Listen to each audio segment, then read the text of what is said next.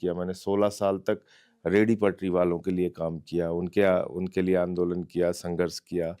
उसके पहले तो अनुभव यही था कि 50 और 100 लोगों की मीटिंग को संबोधित करता था। यहाँ लाखों हजारों की भीड़ में संचालन करने का मौका मिला रामलीला के मैदान में। जब अकेले बैठते हैं तो बहुत सारी मजाक की बातें होती हैं। सबसे आप कहेंगे सबसे फनी अरविंद केजरीवाल जी है या? अपने बहुत सारे साथी हैं इसमें, हमको कैसे पता होगा भाई? जब सीएजी की रिपोर्ट टेबल नहीं हुई तो ना आपको पता होना चाहिए, ना मुझे पता होना चाहिए, ना किसी को पता होना चाहिए। यहाँ तक आने का कैसा सफर रहा? कैसे पॉलिटिक्स तक पहुंचे आप? देखिए, मैंने Orissa school of mining engineering Keonjhar से माइनिंग में अपनी पढ़ाई की, जी। वहाँ से डिप्लोमा किया। उसके बाद फिर आके हमने एक संस्था बनाई आज़ाद समाज सेवा समिति के नाम से। उस संस्था के माध्यम से लोगों के बीच में सेवा करने का काम, ठंडियों में रजाई वितरण, कंबल वितरण का काम, अलाव जलाने का काम, फिर अस्पताल में रेगुलर जाके अपनी टीम के साथ में जो ऐसे लावारिस मरीज होते थे जिनकी देखरेख करने वाले कोई नहीं होते थे, उनके लिए दवा इलाज का इंतज़ाम, उनकी सेवा करना। इसके अलावा जितने भी हमारे देश के शहीद हैं, सपूत हैं, शहीद चंद्रशेखर आज़ाद के नाम पे हमने संस्था बनाई थी आज़ाद समाज सेवा समिति। उसके माध्यम से हमने महापुरुषों की जयंती पे उनकी याद में कार्यक्रम आयोजित करना, गर्मियों में पौशाला लगा के पानी पिलाने का काम करना। तो बेसिकली हमारा पूरा जो फोकस था वो समाज सेवा के काम में था। श्रमदान करना, नदी के घाट पे जाके, और जो ऐसे पार्क होते थे उसमें, तो वो काम किया। और उसके बाद फिर रघु ठाकुर जी एक बड़े समाजवादी नेता हैं, उनसे मुलाकात हुई और उनके साथ एक बहुत छोटी सी लेकिन विचारों में बड़ी लोकतांत्रिक समाजवादी पार्टी थी, वो पार्टी मैंने ज्वाइन किया, उसमें काम किया। और उसमें फिर रेहड़ी पटरी वालों के लिए बहुत लंबे समय तक काम किया। मैंने 16 साल तक रेहड़ी पटरी वालों के लिए काम किया, उनके लिए आंदोलन किया, संघर्ष किया।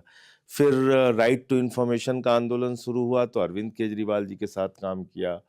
और अरविंद केजरीवाल जी के साथ फिर मिल के मैंने ये अन्ना जी का जब आंदोलन शुरू हुआ तो मुझे यूपी में 2 जिलों की जिम्मेदारी दी गई थी, अमेठी और सुल्तानपुर की।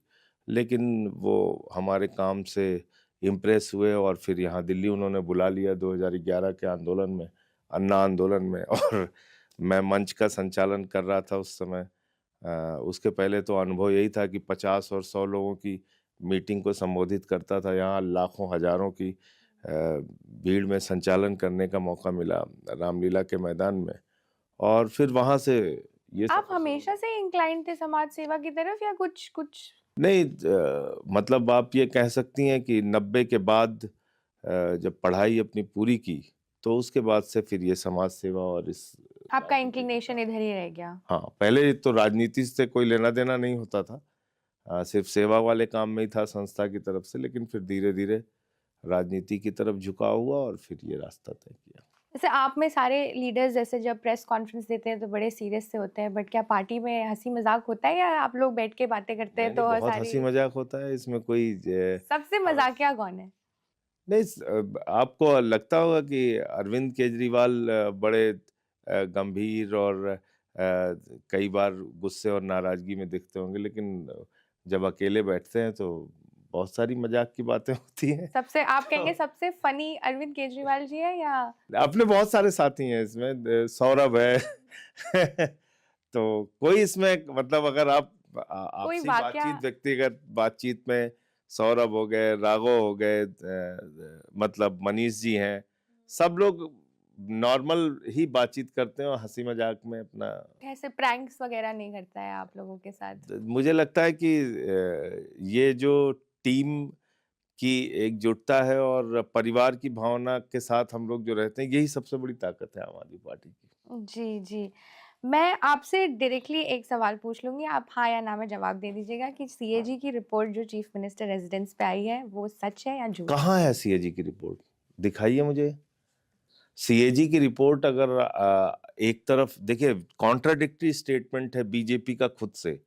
वो कहती है कि साहब इन्होंने सीएजी की रिपोर्ट टेबल नहीं की, फिर कहती है कि सीएजी की रिपोर्ट में ये निकला। अब जब हम उस सीएजी रिपोर्ट के आधार पे लगाए गए आरोप में जिसमें उन्होंने मिनी बार से लेके स्विमिंग पूल आदि का जिक्र किया था।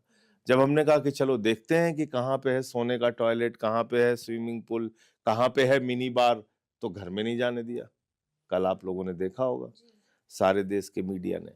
और राजमहल में जब हमने कहा कि जी भाई 2700 करोड़ का घर बन रहा है, चलो उसको दिखा दो, वो भी दिखाने के लिए तैयार नहीं। तो सीएजी की रिपोर्ट है कहाँ? और सीएजी की रिपोर्ट सेलेक्टिवली क्यों चर्चा हो रही है? देश भर के मुख्यमंत्रियों के आवास पे कितना कितना खर्चा हुआ, उसकी चर्चा हो। देश के प्रधानमंत्री के आवास पे कितना खर्चा हुआ, उस पर चर्चा हो। देश के जितने भी केंद्रीय मंत्री हैं उनके घरों पे चर्चा हो। तो खुल आप के चर्चा कीजिए, हम कहाँ भाग रहे हैं? तो आप कह रहे हैं जितने में अरविंद केजरीवाल का घर बना है उस तरीके के 6 घर बन सकते हैं अकेले गुजरात के मुख्यमंत्री का एक जहाज जो खरीदा गया था उनके लिए। तो आप कह रहे हैं ऐसा कुछ नहीं है 194 रेजिडेंस करोड़ में? का। नहीं, मैं ये कह रहा हूँ कि आप सीएजी की रिपोर्ट सामने तो लेके आइए कि हाँ भाई ये है सीएजी की रिपोर्ट। लेकिन आपको तो पता होगा ना ये है कि नहीं है? हमको कैसे पता होगा भाई? जब सीएजी की रिपोर्ट टेबल नहीं हुई तो ना आपको पता होना चाहिए, ना मुझे पता होना चाहिए, ना किसी को पता होना चाहिए। टेबल होगी तभी तो पता होगी चलेगी। तो बीजेपी कौन से सीएजी रिपोर्ट की कहां से क्लेम कर रही है मुझे नहीं मालूम।